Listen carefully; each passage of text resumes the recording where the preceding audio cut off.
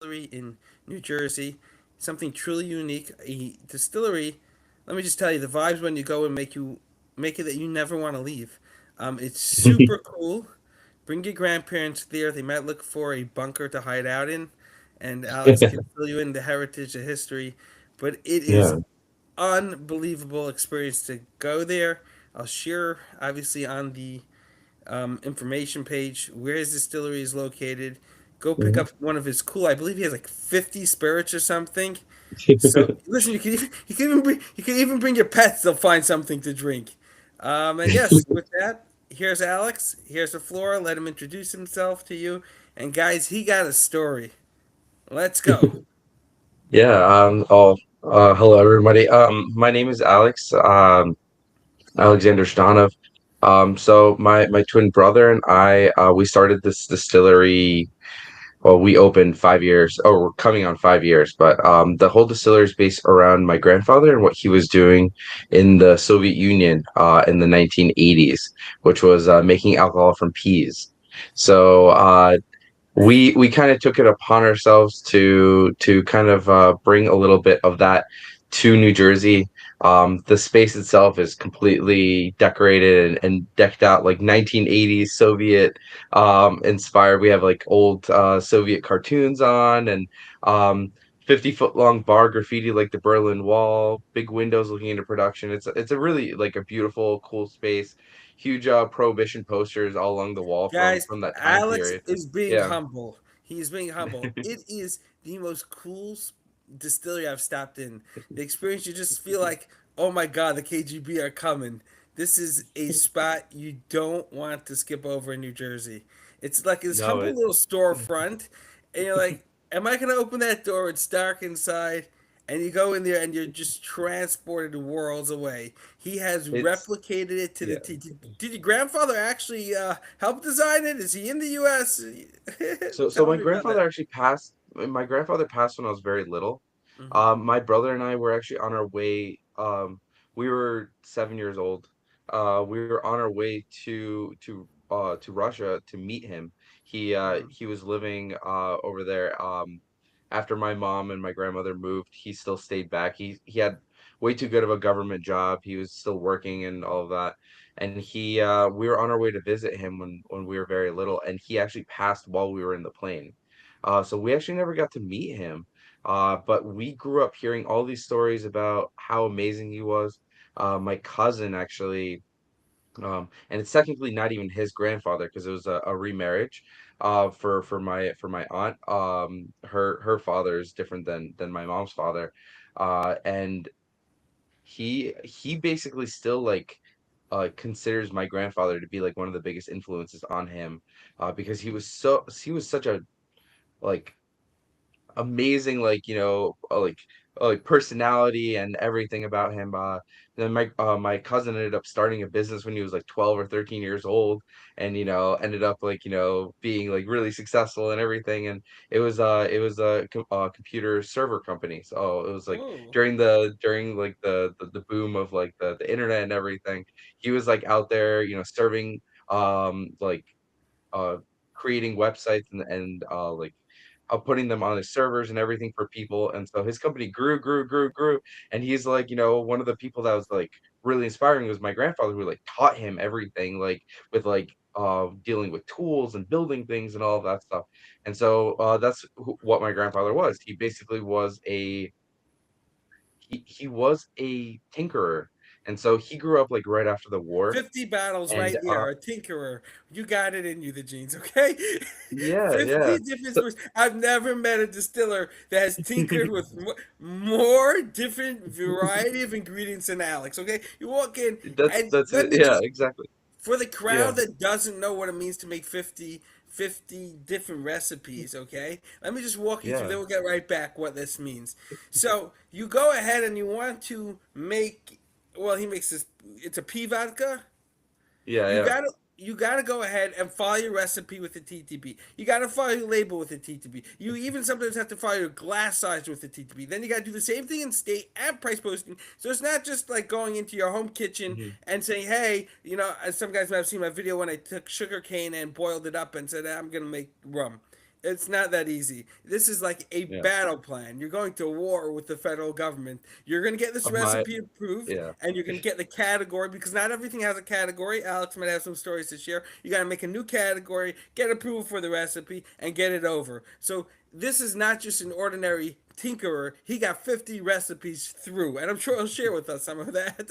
Yeah, exactly. And actually, funny enough, you say that. I think if I were actually to look at all the things that I've produced, I think it's 80 to 85% of everything I released actually didn't fall into a category and had to be put into a distilled spirit specialty, which is like, the catch-all category for something that doesn't exist yet. And that's pretty much like the mentality of everything. And so like I was saying, my Can you share that grandfather, experience?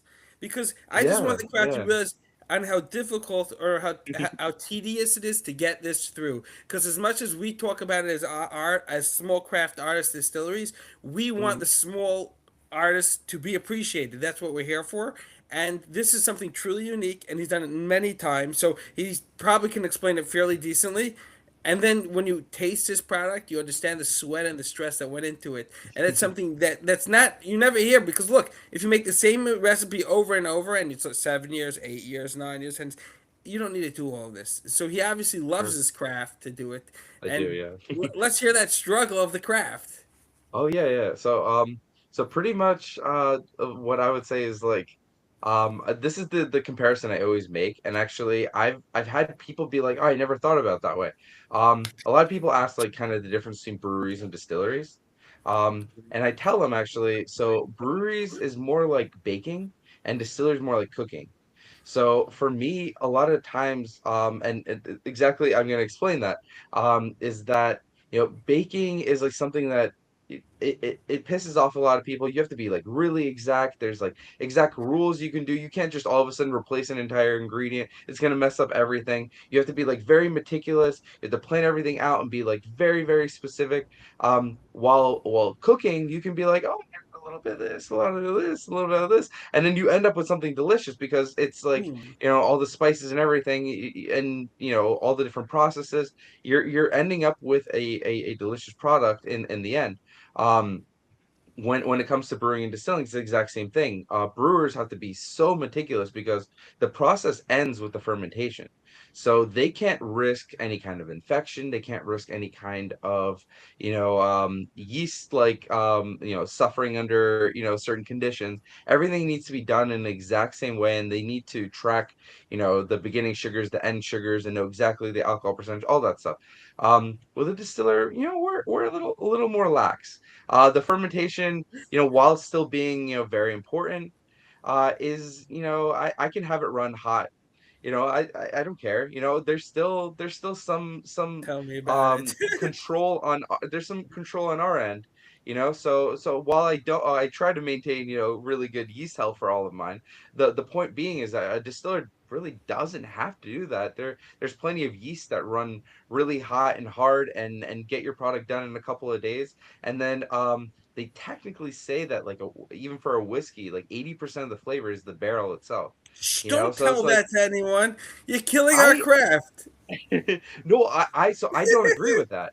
I do think that there is a lot more to the first parts, and for me actually, and it's something that I talk to a lot of distillers, and they're usually like really like surprised that I do this. It's like I'm really on top of my distillation, especially my second distillation. My stripping run, I don't really care that much about. It's just Here, going in the Alex, let me just background. explain this to Mhm, some people. When you distill, you might distill once or twice, and then you mhm. really after two distills, there's no real purpose. So the first Yeah, time you distill will unless you're get Irish. you a lower a lower proof, and then we'll have some of the notes or some of the off flavors. You'll distill it again, and it will be pure.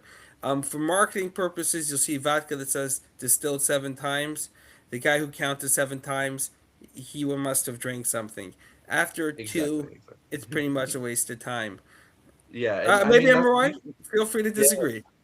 No, no, I tell everybody that. So actually, the fun part about the whole distilled 7 times or whatever, 8 times, 10 times, it doesn't mean anything. So if you see like it's usually the really cheap vodka that says like, a distill a certain amount of times. The other vodka doesn't have to say that because, it's the quality that does all the speaking to it. It's the, the bottom shelf $10 vodka that's usually like, distilled 18 times and filtered through whatever, because they're trying to convince you it's marketing. In reality, vodka needs to be distilled to 95%. However you get there, you get there. You can technically get away with, like um like 8 plates or something like that, and produce 95% spirit, which is legally required to make a vodka. You need to distill to 95%. The So problem is the explain more yes. What was that? explain what you mean by plates. It's not your dinner Yes. plates. I know we're talking baking Yes, and cooking, exactly. but not your dinner plates. Yeah, so basically, if you've ever seen like a vodka distillery, like a picture or anything, is usually has a still that like here's like the main part of a still, and then it usually has these really tall columns that go Right. next to it. Those columns are interesting because they're not a solid piece. They're not just filled with something. They're not just hollow. They have basically separations. And so the way I describe it is that every single one, and they're usually like there's a window. Um, the windows aren't required. They don't actually do anything, but they allow you to see what's happening inside. So I like the windows. But basically, the windows usually show you where the chamber is. And so every single chamber in the still is usually marked by a window. Um, and Super what cool. those chambers do basically is there's a floor and a ceiling to the chamber, but obviously not closed off. The vapor needs to travel through and up and out of it. But basically, the way it's set up is that the vapor can travel more easily up than it can down. Because obviously there's pressure coming up with all of the vapor coming up, right? And the way that the plate is usually designed, and I call it a plate because it's a solid piece usually with holes in it. Um, is that yeah, it allows the liquid to basically accumulate on that layer, and what happens is that the vapor coming up is actually hotter than the boiling point of that liquid because it has been already distilled, and so it's closer to pure alcohol, and so that vapor is now causing this liquid to bubble and evaporate and distill again. And so usually like you would talk about and this is like more specific to vodka stills, or like even short column stills because they'll still have those chambers. They talk about how many plates it has. So a lot of bourbon in Kentucky actually is a short column still. So they'll still run it through a plated system. It's Hmm?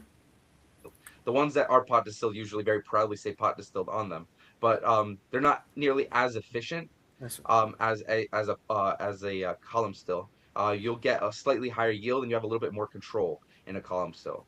So no matter what I'm distilling, even if I'm doing a pot distillation, I still have the ability, because there's an additional thing called a deflagmator, or I call it a precondenser because I think it's a little less of uh, twisted word. like a specialized term that makes it like outside the normal person's understanding, because what a condenser does is it condenses the vapor back into a liquid. A precondenser still does that, but still wants the vapor to pass through in the end. So basically, it is still a chamber at the height of your column or your pot still or whatever, that you're running a certain temperature of liquid through, or a particular rate, and that's slowing down enough or not enough to basically create like a slight difference in how you're distilling it. I am a huge fan of these things.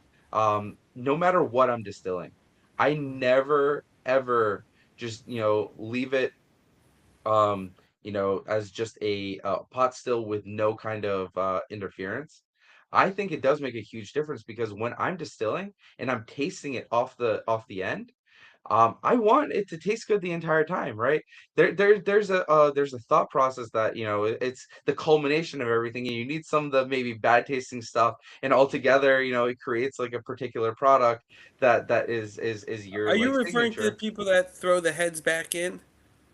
No, no, I'm talking about in general. There's so many distilleries I talk to that they're like, oh yeah, while I'm doing a distillation, I just walk away. even the finishing run, they put it into the still. They're not doing any kind of adjustments to it, right? And they're distilling it, and they're like, all right, it's the heads, the hearts, and then the tails, and then they're just deciding where to cut it. For me, I'm a lot more meticulous, right? When I put it into the still and I'm distilling, I have the precondenser on. I'm controlling the exact flow rate between, I mean, the temperature between the everything. And so I'm trying to get actually the heads part to almost come out at like as close to 95% as possible, because then it's at least as concentrated as possible with that. And that's my mentality, right? You can argue with that, but in the end, it all gets kind of blended together, because as much as you want to remove all the bad stuff, it's gonna kind of be blended throughout the whole process. But I try to at least concentrate as much as I can, and then throughout the run, right, I might turn off the precondenser at some point and have everything come through. But as soon as it starts tasting bad, I make a judgment call, right? If it's a little bitter, if it's a little, whatever, I'll start making adjustments, right? I'll either lower the heat, turn on the pre-condenser a little bit more and more, and then my goal is to have it taste really good the entire way through. And so I do think that that makes a huge difference, and it's also like it's a No little question. signature. Your distillery is producing something, even if it's going in a barrel, right? And they say that the barrel does so much of that flavor and Oh, everything. stop it. I think that, no matter what, if you don't like it before it goes into the barrel, it's probably not going to be good after the barrel, right? The barrel can only do so much. So I want it to basically have a really good tasting white dog, right? If I'm making whiskey, but if I'm making anything, the case is still the same. I want it to taste really good, and so I have a lot more control over that than it seems like a lot of people. And not to throw shade, because every single person has their own signature, and it could be their signature, that they don't do anything, right? I personally just I love the fact that I can have so much effect over it. And that it really is like a piece of me, right? Every single bottle that I release is something that I tasted literally all the way through. And I it's completely it's a agree with that. yeah, yeah. Look, guys, this is why craft distilling is where you need to stop by. As opposed to running a massive digital operation with screens blinking and stuff and having no idea what you're producing except dollars, because that is your end goal, to squeeze out of the corn every single drop of dollar that you could. A true craftsman like Alex, an artist, he's babysitting it, okay? Um, he's watching it throughout the process. You're going to have a much more fine tuned spirit to look to give the personality of the spot over. Now, it doesn't mean you have to agree with the flavor uh, taste profile. That's again, every person tastes has different tastes, different flavors. Mhm. That's perfectly understandable. But when you pick up a bottle and you look at it and say, "Hey, this is a 3BR vodka. This is a 3BR bourbon," and you're like, "This was what," you'll appreciate the consistency in that taste throughout, and the art and the craftsmanship that goes into it, and that's something you cannot get from any other distiller. Just in one more case in point, often when you speak to a master distiller from a big place, the master distiller doesn't even know where the whiskey still is. I'm not, not knocking. They do the Yeah, yeah. shows. They may design the recipe, but those dial turns, they don't know where the ladder is to turn the dial. That's not what they're doing. Alex is literally there with the dials, like he's describing, looking through that glass. And this is very important because temperatures have an effect. There's all different effects Yeah, that play a very exactly. important role. Exactly. When it's starting to come off a little bitter, right? I'm thinking to myself, is the temperature of the still a little too hot? Is it possibly burning, all those flavors, and all that stuff, especially if I have the reflux a little too high, right? Because it takes a little more effort to get it through that.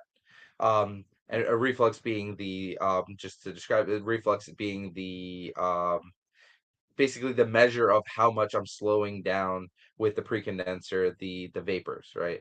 So I can be like, maybe I'm slowing it down a little too much. It's burning a little bit, and that's where the bitterness is coming from, right? And so I'll lower the reflux. I'll lower the pre-condenser speed, and I'll allow a little bit of a faster come through.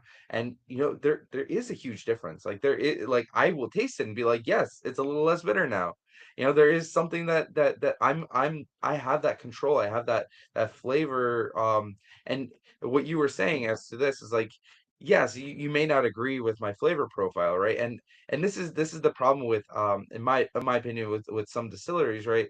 Um, and especially like a lot of the bigger guys, they're trying to reach a flavor profile that is ubiquitous, right? That's something that every single person, no matter where they're going to be, is going to try it and be like, this is good.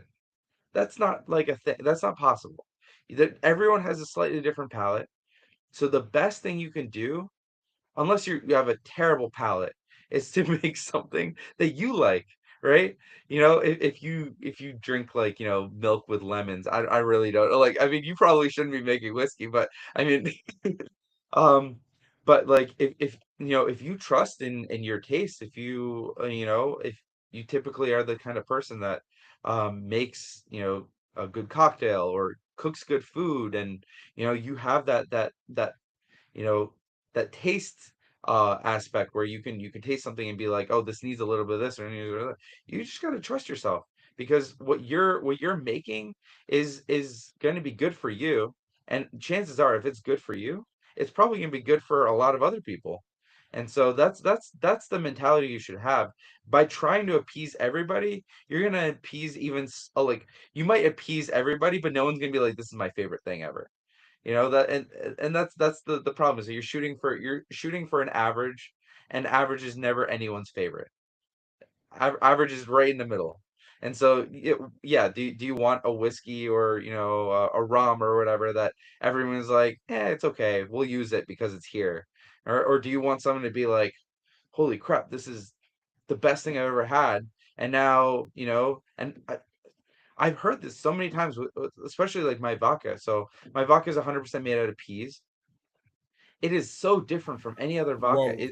It is almost like tequila like. It's a vegetal, it's earthy.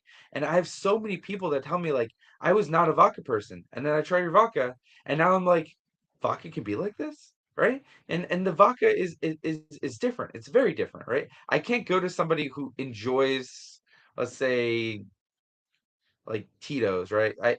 And that's their favorite thing that they've ever had, and they'll try my vodka and be like, this is not Tito's, so that's probably not gonna be their favorite. But the chances of me finding people that absolutely, like, normally despise vodka, but try my vodka and is like, oh, this is so different. I actually like this. I have so many people telling me that, like, they actually drink my vodka on the rock, right? That is a weird thing, right? It's like, before I opened this distillery, before I had made that first batch of the final product of what our Mendel peat-based vodka is, I didn't think that was a thing. I thought that, maybe you had a problem or something if you were drinking vodka on its own, right? But you kind of learn to understand that, like, there's so much that could be, done with the craft, that my vodka being so different actually kind of tastes like, almost a different kind of spirit, even though it's a vodka. And so on the rock, like, you're appreciating all the nuance, all the flavor, and it is a thing. And yeah, I have a bunch of those people that come and love my vodka. They'll put it in cocktails too, but they're like, even just on its own. Um, that's not something you're gonna get if you're gonna shoot for like a balanced, average palate. You're gonna get, exactly that. You're gonna get people that are gonna be like, all right, I need to fill my liquor cabinet. They're not gonna be like, oh, I need my next bottle. It's my special treat or whatever. You're not gonna get that. So that's my mentality, and that's, you were alluding to before with all the special things I produce. So, with 50 something products, actually,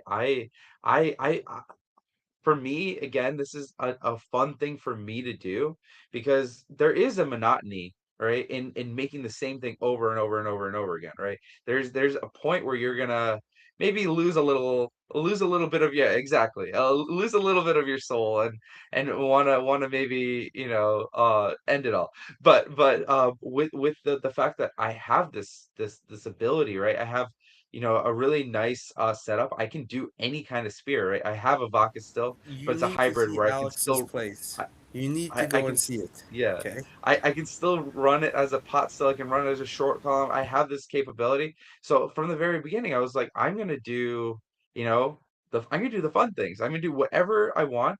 And every time I have one of these fancy, stupid, sometimes stupid ideas, I'm just like, you know Or what? I can. overstacked apples. Yeah. I mean, I can absolutely do this. And I basically, so my grandfather, get slightly back there, and I'm gonna just expedite this. He was basically he didn't go to college. He didn't even finish high school, but he was a tinkerer. He was always building things, and he ended up getting recruited by the government because he built a bunch of illegal stuff, and they were like, "We can either arrest you or we can recruit you." And I was like, and hearing this, I was like, this guy's super cool. I like this guy.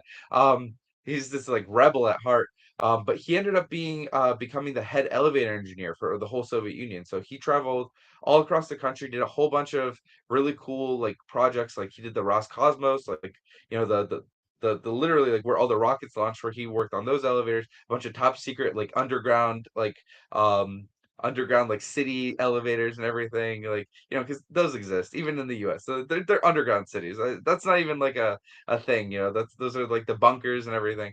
So he did all of those, he did everything.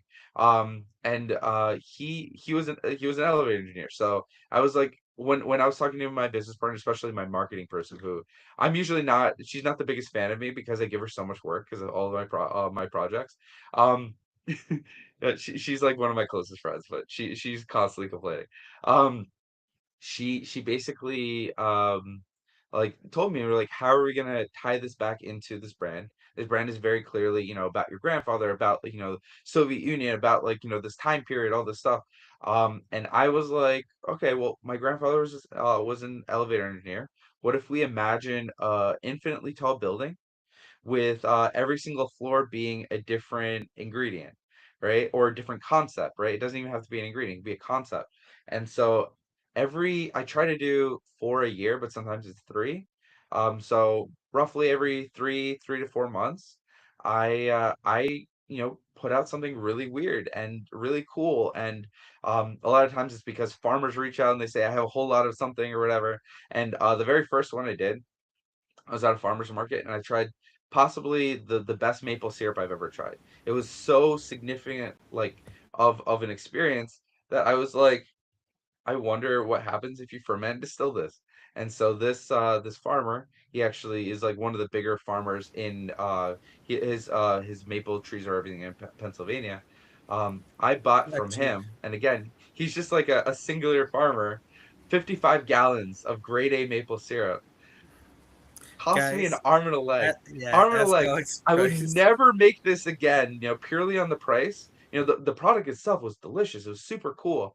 But like this ended up being, the first, elevator spirit is what they're calling. So we imagine the lobby was at level 1, and so the very first elevator spirit was level 2.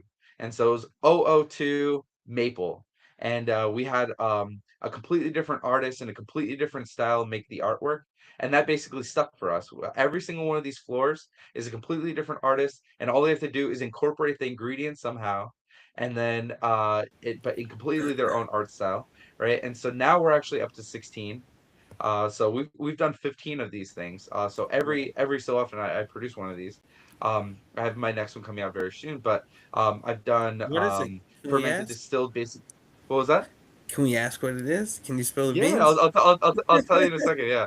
Um, but I did like a ginger spirit because Rutgers University reached out and said, we have, hundreds of pounds of ginger grown in your county. It's like grown in New Jersey, like, ginger. It's weird. But they were basically like, oh, you can have it if you want it. And so I made an alcoholic ginger beer that I then distilled into a spirit, and that was our second one. So it was a ginger spirit. Then I did a this one was actually probably the most like chefy one that I did. Oh, well, one of the most chefy ones. I did a dandelion amaro. So with that one, it was we picked 100 pounds of dandelion flowers, made a dandelion wine, distilled it, bittered it with dandelion root, and then sweetened it with the entire U.S. supply of dandelion honey. So it was like dandelion three ways. It was super cool. It had like such a cool flavor profile too. Huge pain, right? I don't know if I'll ever make it again because 100 pounds of just the flowers, right? Those things weigh nothing. We had, groups of people out there, in this field picking flowers for us. So it was a huge pain, but it is also it's just so cool, and I can do stuff like that. Um, New Jersey is also really known for tomatoes. So the next one I did was actually a fermented distilled tomato spirit. So 2,500 pounds of tomatoes. Also, again, cost me a bit. And in the end, because I didn't want to add any sugar, I wanted just the stuff from the tomatoes to come through. It ended up producing only 5 gallons of alcohol. Guys, so just to break it down, when So you bad. ferment, you need sugar. Sugar is what makes the Hmm. alcohol. Apparently, the tomatoes do not have enough fermentable sugars in them to create much tomato spirit. I But think Alex doesn't I cut think corners. yeah. Yeah, yeah. So that was the thing is like I decided at that point I was like, I wanted to make it purely tomato. I got all these tomatoes, they're like beautiful Jersey tomatoes, and I fermented, distilled it.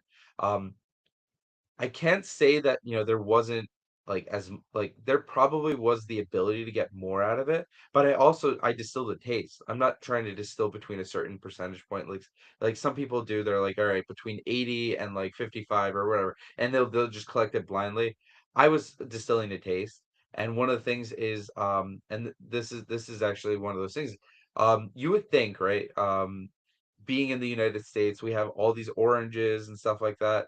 Why is no one doing a fermented orange spirit, right? I I was thinking about this and I was Great. I like, forgot my mic was off. Great. and and Great. I Real brandy. Break it down for everyone. Educate them. yeah, This is something yeah. so delicious. Yeah, and I was like, all right, why? The issue is the citric acid. Citric acid just basically like while the ferment might go well, right? You can balance it out and whatever. There's just an off flavor that comes from it, right? And so when you're distilling this product, you're just gonna get like way lower yields than you're supposed to get. And so it basically removes the entire viability, even if there's a ton of sugar in the oranges, of producing. And very similar with the tomatoes. Tomatoes also have a high amount of the citric acid in them. And so that was one of the problems. As I was distilling a taste. I had a way larger portion of the heads, the part that I removed, because I just couldn't get it to the point where it tasted the way that I wanted it to taste. And that's an issue for me because I'm very much like I want to be a part of that flavor and the flavor that I get from it. And so that's the sad truth. I ended up getting 5 gallons at 40%, and I at that point I had to make a decision, right? I needed to recoup some costs. So I kept a bottle for myself of the tomato brandy itself, but I was like, all right, let's kind of like still stay within this realm of tomato. And I decided to make a tomato liqueur. So I reincorporated some of the stillage from the tomato. So that's basically all the stuff left over after the first distillation. I mean, technically the second distillation too, but the second distillation will have less flavor. The first distillation basically is still those same tomatoes that you ferment and distill. So it's still the same original raw material. I reincorporated that along with sugar into the tomato brandy. And what I got was this like, it basically tasted like biting into the sweetest tomato that you've ever had. And it was delicious. It was one of my favorite things I ever made. But obviously, with 5 gallons of alcohol, I can only go so far. So that was 100 in total. That whole batch ended up producing 100 375 bottles of tomato liqueur. Um, and I did recoup my costs. But we also are super against, overcharging here. So I think even though I probably should have charged like over $100 for that bottle because of how significant and special it was, I think we topped it off at $40. We still wanted to make some money and knew that we were going to make a little bit more money on the cocktails made from it. But we also just wanted it out there. We wanted someone to buy a bottle and be like, "Wow, this is made from New Jersey tomatoes," and just like have it on their bar and like take a sip every so often. Not necessarily try to use it in a cocktail or anything. Just enjoy it on its own. Um, but that's basically been the theme with everything that I've been doing. I ended up making a traditional Korean soju that is so traditionally made that it's being distributed to Korean Michelin star restaurants. I worked with a Korean rice wine sommelier. I imported rice from Korea, and everything. I did everything exactly the way that you would to make a real soju, not the green bottle soju, but like the soju that was pre-Korean War. That is like super authentic to the history of Korea. I did that, and it's amazing, and I still make it to this day. It's one of the rare cases where I continue to make a product, even though it's supposed to be a one-off. I continue to make it because I was like, I got basically accepted as like a very authentic version of a spirit. I might as well keep making it so that this lives on in the world. Um, but usually with a lot of these things, I don't make them again. The plan is basically either they're way too expensive or way too complicated. I did one with peaches, and it was 2,000 pounds of peaches, and I didn't want the pit or anything else in it, so it took 11 hours between my brother, me. I got my mom involved and my girlfriend, and one of the five of us basically sitting there cutting the peaches in half, splitting them, removing the pit, quartering them, throwing them in a blender, blending that, and then putting it into the mash tun. And getting all of that together took took 11 hours. It's a labor of love at this point. That's not something I could ever recover from. Um, and I do it purely because I'm like, I want to do this, and it was a peach and basil spirit.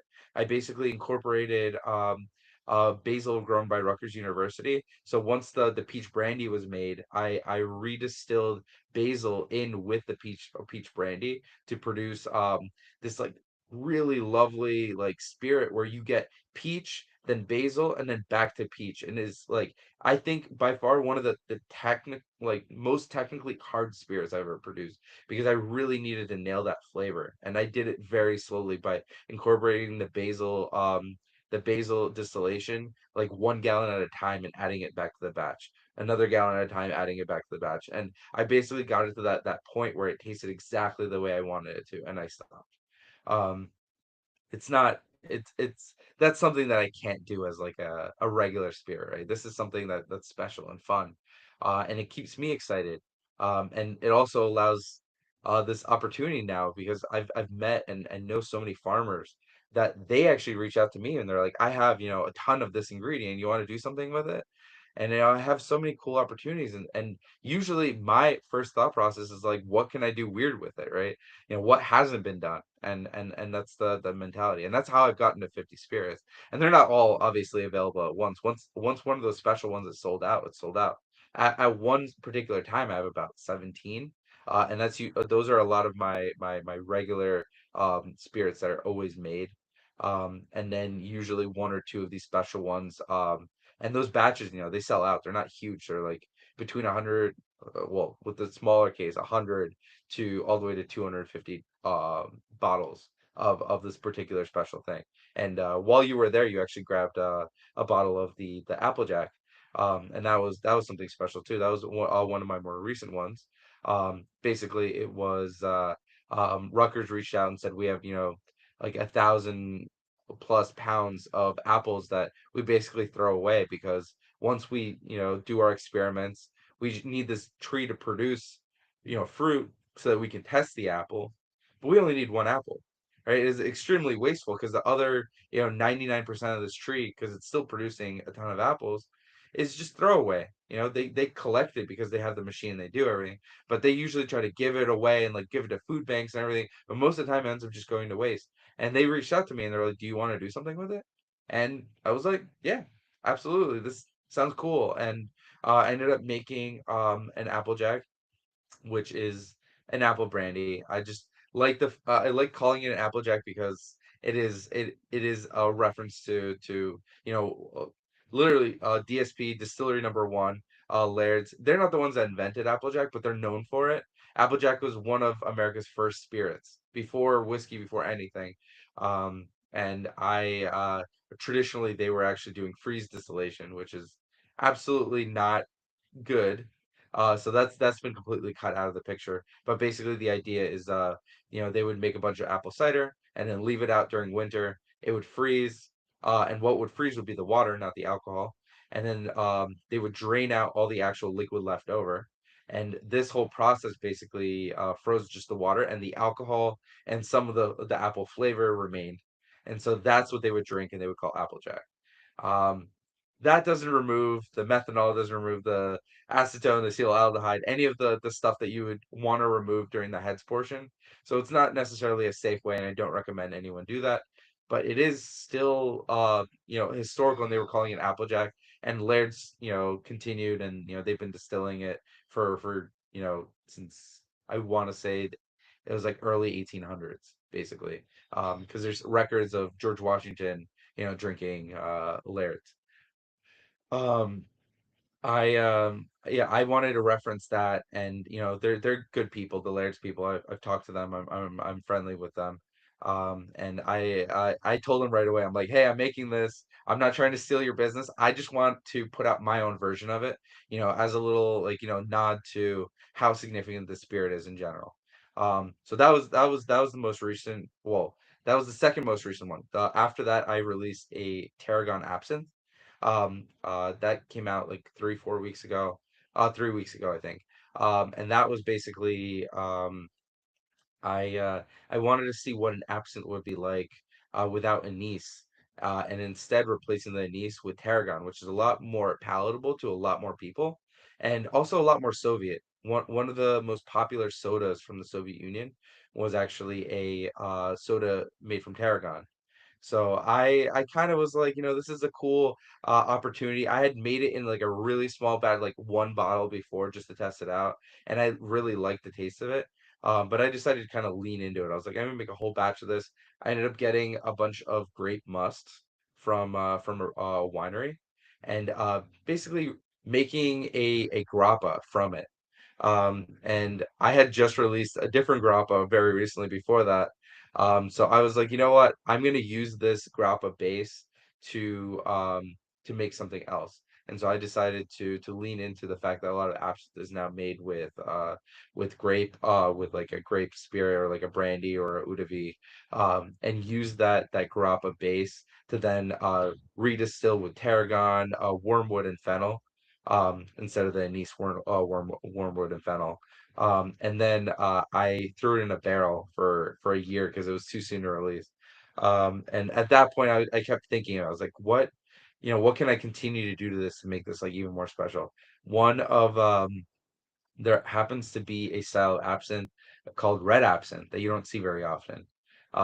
So instead of green, colored with usually like herbs and stuff like that, it's colored red with hibiscus. Um, and what's nice about that is that it's also providing floral notes, it's providing a little acidity.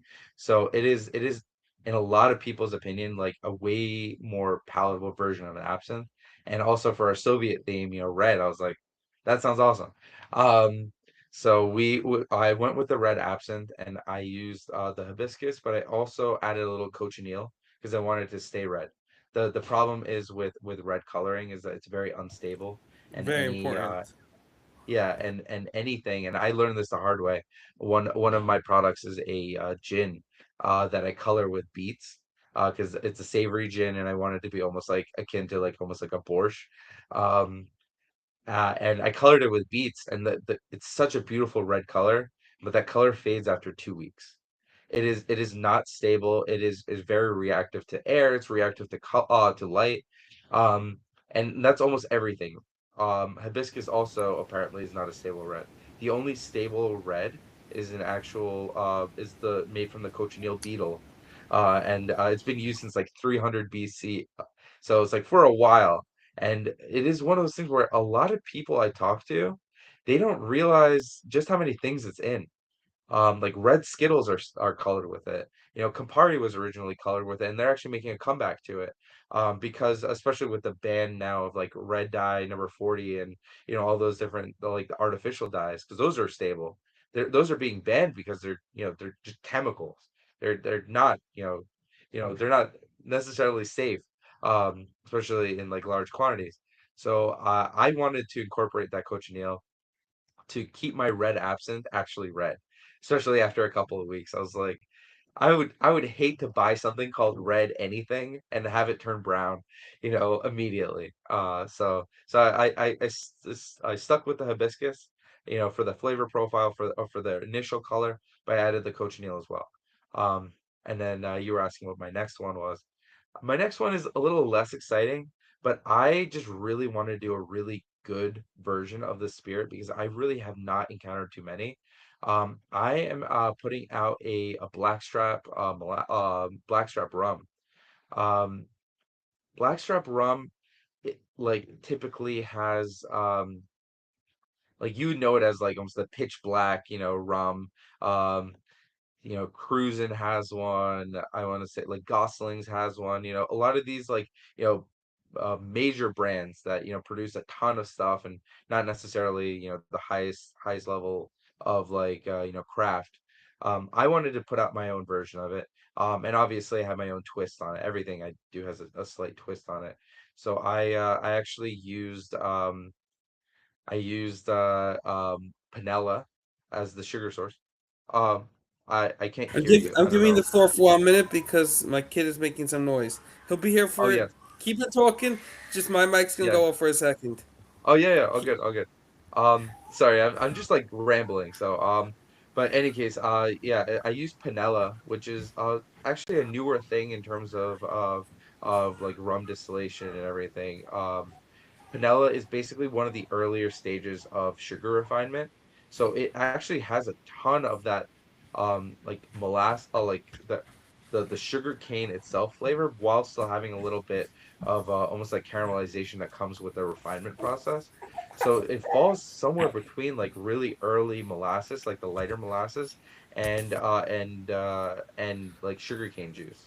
And I thought of it as a really cool opportunity to get a lot of flavor in the actual base rum. And then my idea is it's not gonna be black. Like my blackstrap rum isn't gonna be black.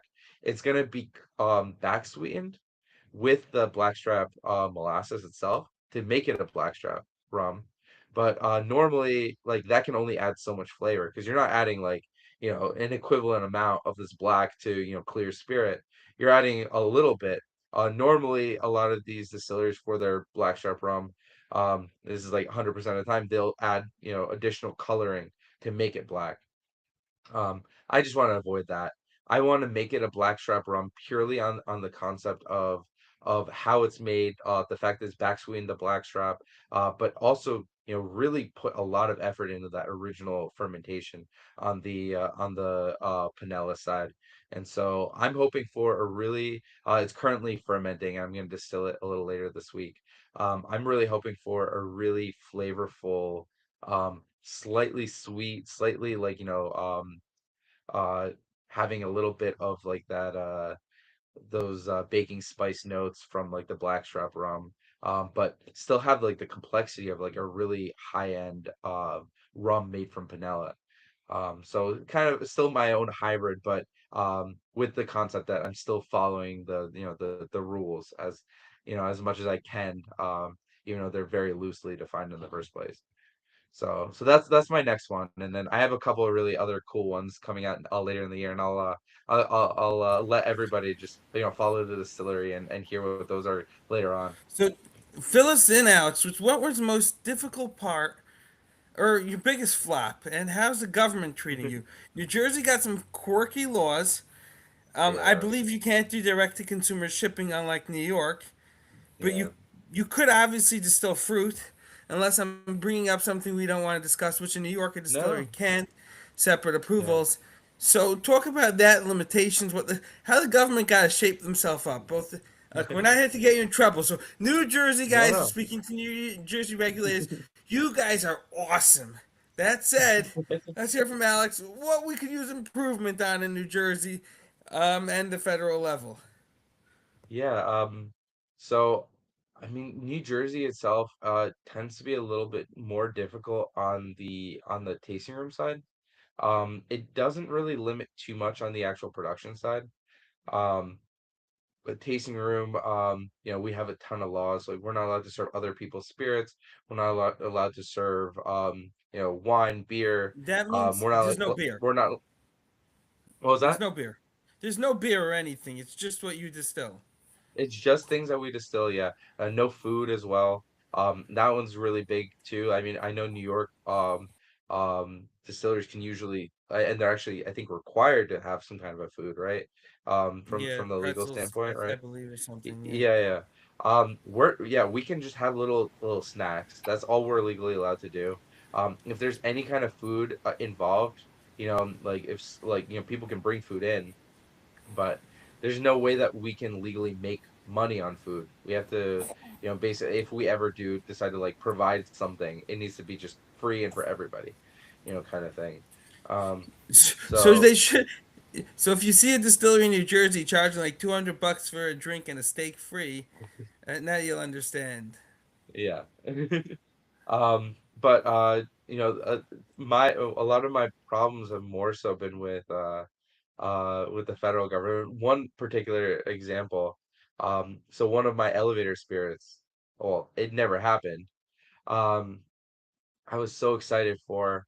I decided to I'm a huge fan of the Amaros and like the bitter liqueurs and almost like the more bitter the better. Like it is it's like I'm a huge fan of it. I started talking to some mushroom growers. And they were we were talking about reishi mushroom and they were telling me about how there's like all these different varieties of reishi that are like you can grow like that they grow and they sell for like medicinal purposes and tinctures and other things.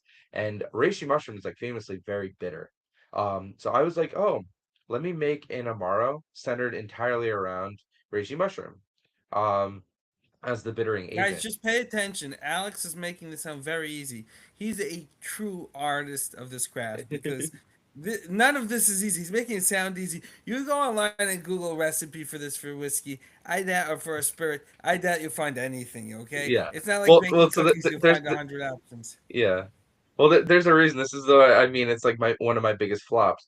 I decided to make this around reishi mushroom, right? And immediately so one of the things that you have to always look for if you're trying to use like an unknown ingredient like, or unused before ingredient is something called the grassless and it's generally regarded as safe. So GRAS, grassless.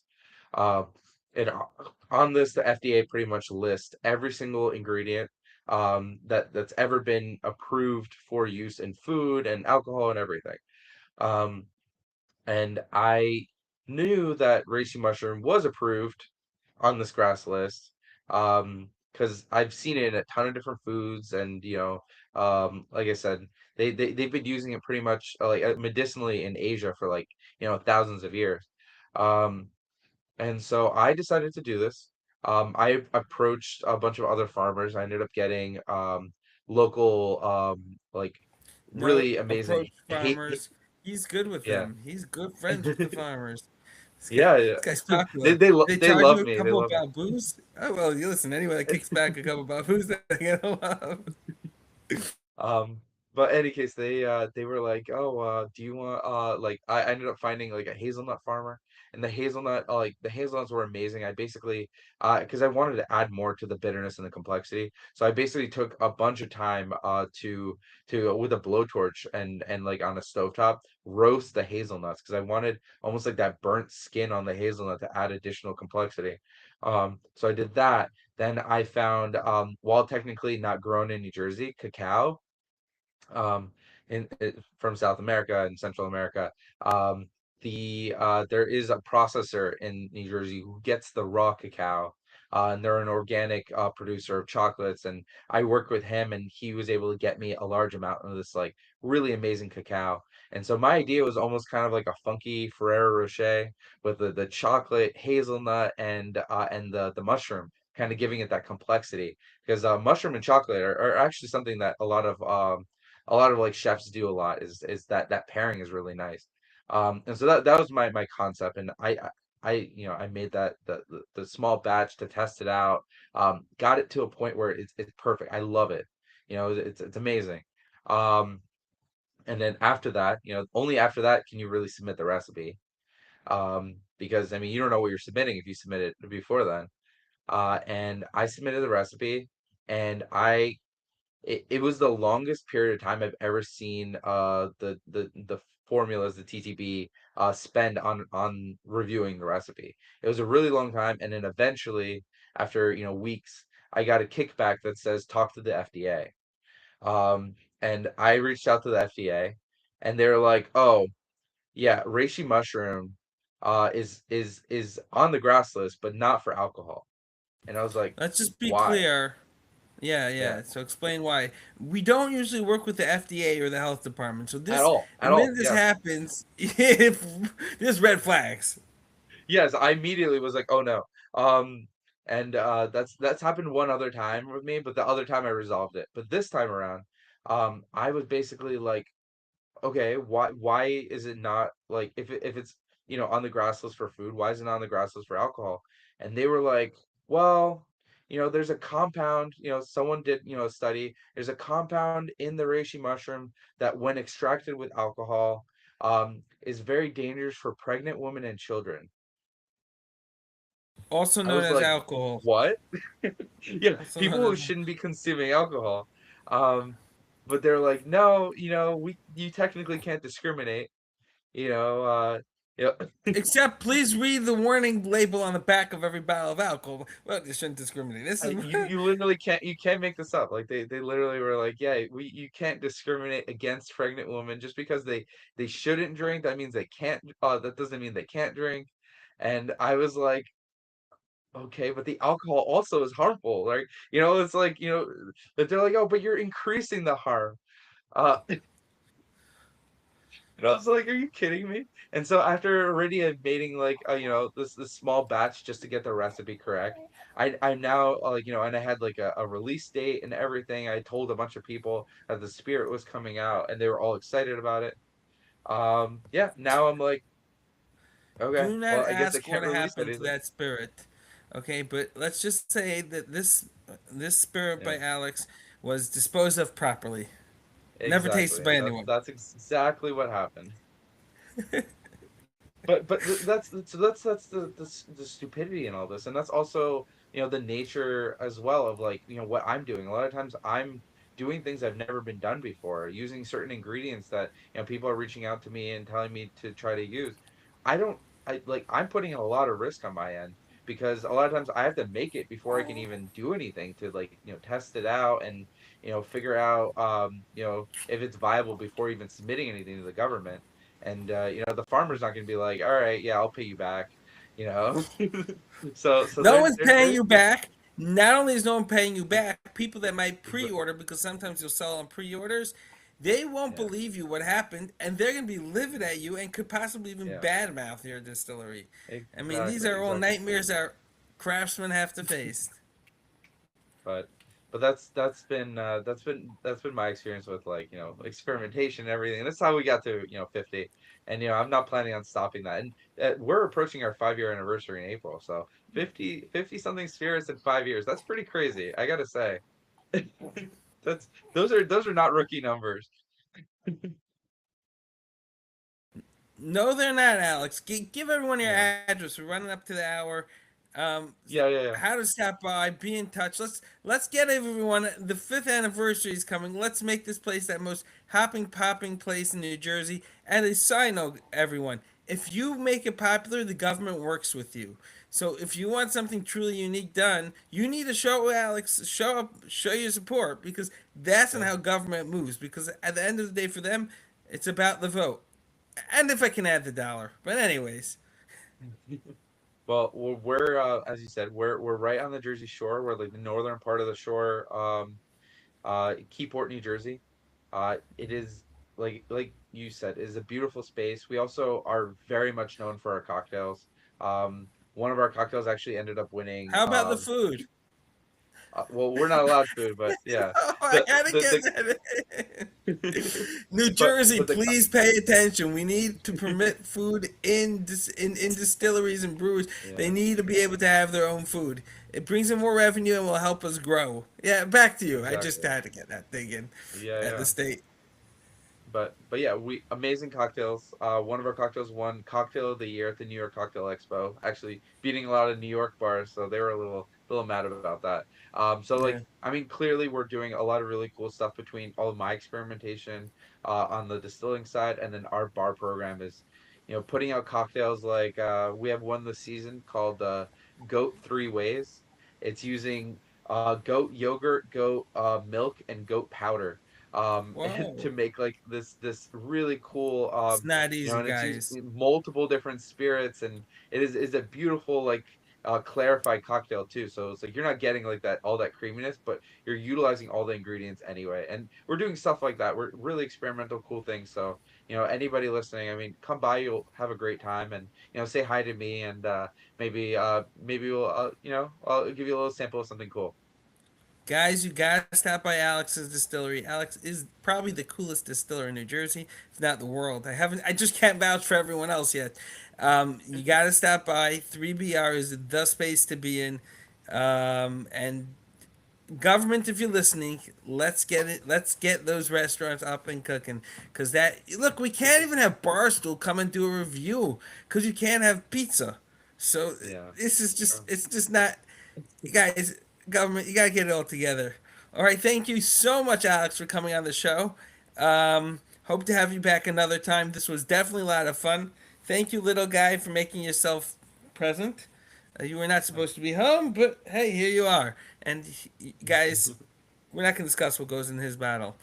Well, thank you, Alex. Yeah. No, thank you so much.